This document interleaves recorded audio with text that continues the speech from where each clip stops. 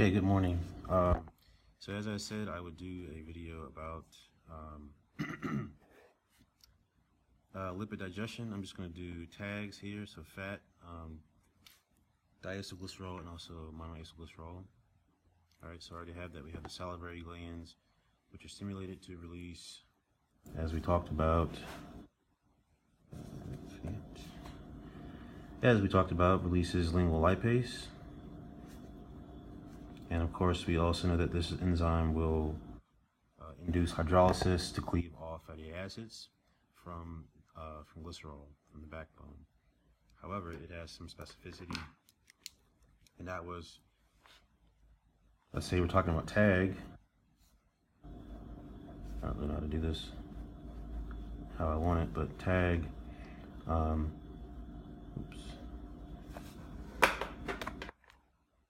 we know that it will cleave at the third position on the triacylglycerol. So our result is 1,2-diacylglyceride or glycerols, and we're left with that plus fatty acids or fatty acid. Now, as we said before, there is some specificity, or at least somewhat, with this this particular enzyme, because it will tends to target shorter chain fatty acids. So we're talking here primarily short and also medium chain fatty acids. You should always define what you're talking about. I'm just shorthanding this for the video so I can get the heck out of here. All right, so short and medium chain fatty acids are a result. We're also left with, we can just assume that these di and also the monos are 1,2 DAGs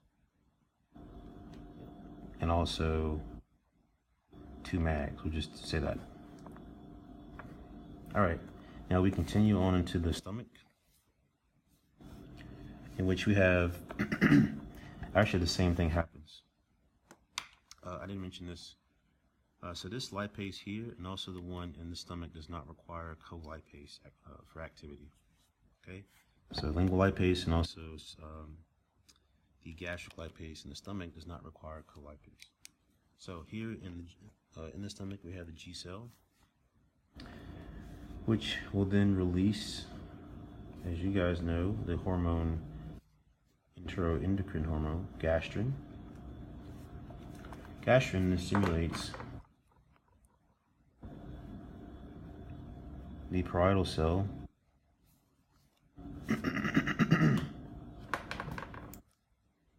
let's see, parietal cell to release acid, or to form hydrochloric acid.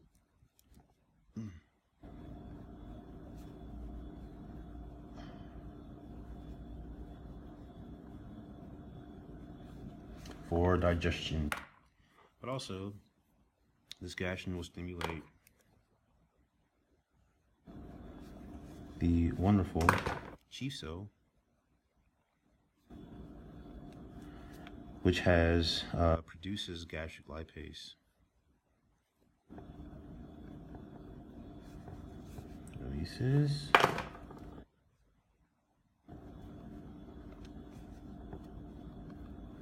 Now, gastric lipase has the same activity as lingual lipase, as we said earlier. Well, I didn't say that, but yes, so it has the same activity. So we get more and more of our tags being broken down. So let's see.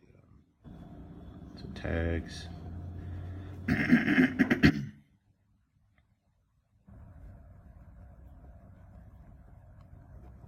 Cleave to make more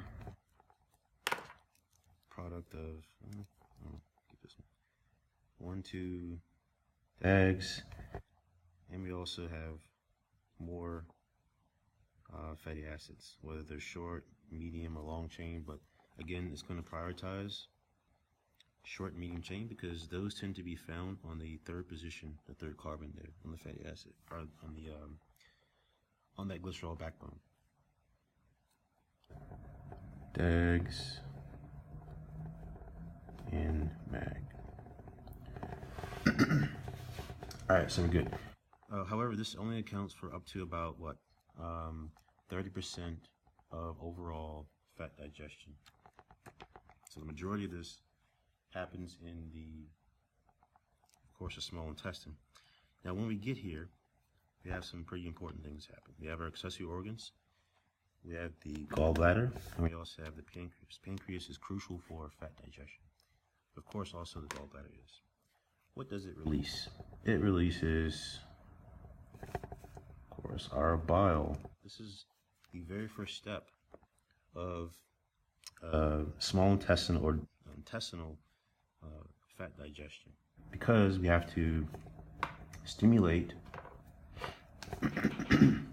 So I'm going to put here contracts to release bile, which then carries out the process of emulsification.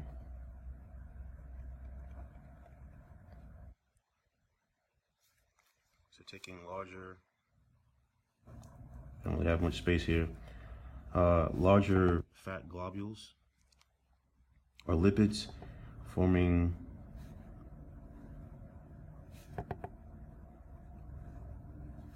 those emulsions.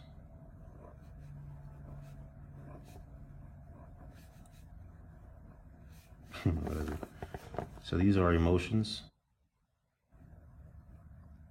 Not emotions, emulsions. Alright. Large fat, undigested. Question is, however, what stimulated the gallbladder to contract? And that was the CCK. CCK, let's put it kind of out of room here. Let's just put it here. I-cell to release, let's see. It's going to stimulate contraction of the gallbladder. I'm sorry, cholecystokinin came from the I-cell. So I'll just write CCK. Hope you should know what that is. All right. It's a key hormone. So stimulate the gallbladder to release bile for emulsification. Now let's go over to the pancreas. We have our secretin, which comes from the S cell of the intestine.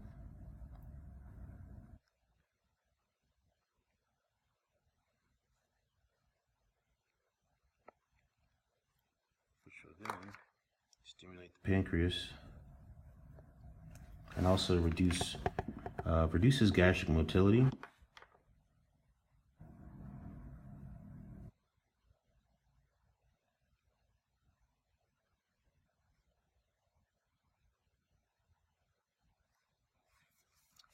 Our enzymes. What I'm going to talk about here, though, is just our our pancreatic lipase and our colipase. So these are actually this comes out as a proenzyme or a precursor, which is cleaved by trypsin, but that's not, we won't go over that here. Now these will then target our emulsions, our smaller fat globules. All right, so here we have our 1, 2 DAGs and all that good stuff, MAGs, in these different spheres, emulsions. From here, we will then cleave down to 2 MAGs. Use this one.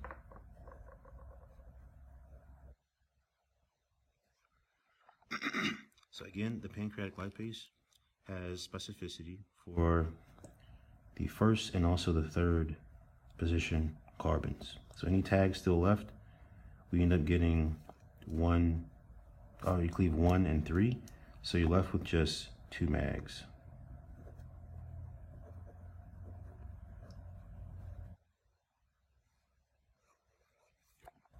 As your fatty acids. So these are then absorbed into, yeah, kind of running out of space here. These are then not absorbed, but they are transported to the brush border membrane, this area here, along with phospholipids and cholesterol, by forming what's known as a micelle. Right. However, here it'll unravel, and as themselves free, these are absorbed because, again, something that's more complex and complicated will be much more difficult, if not impossible, to absorb. So you have to first get it down to its very most minute form. So any fatty acids that we have that are freed are then diffused, as well as our 2 mags into the enterocyte. Now, important here is our short and our medium chain.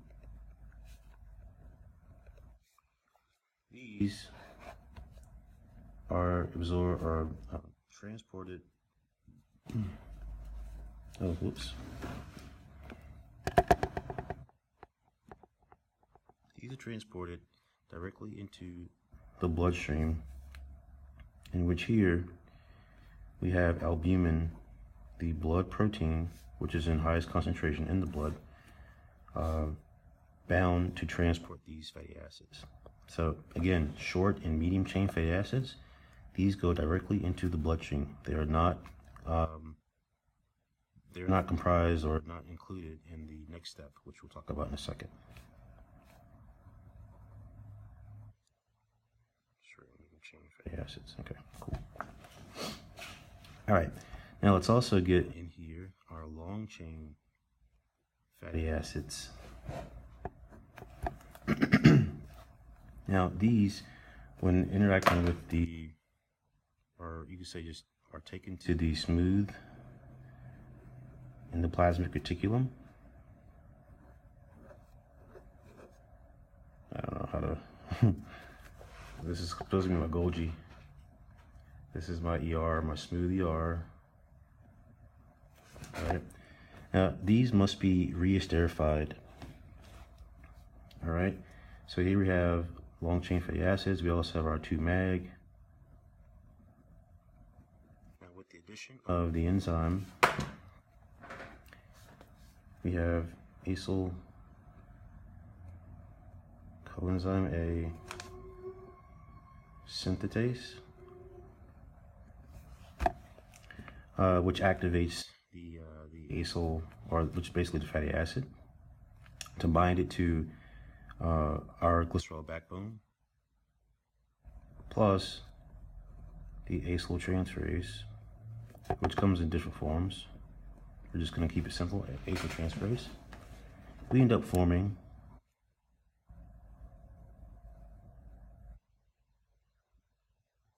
keep it simplified here.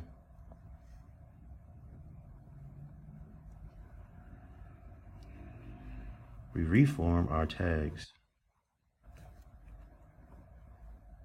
Reformed by what? Our key term that we love so much, re-esterification. Verification. See that? Tags reformed by re-esterification. Now, when they're combined with tags plus phospholipids, as well as any cholesterol, esters, which I'm not mentioning here, but as well as a key component here known as apolipoprotein. So I'm just put apo B48. We form here our chylomicron. Yeah, I'm running out of space here. We'll just do it like this.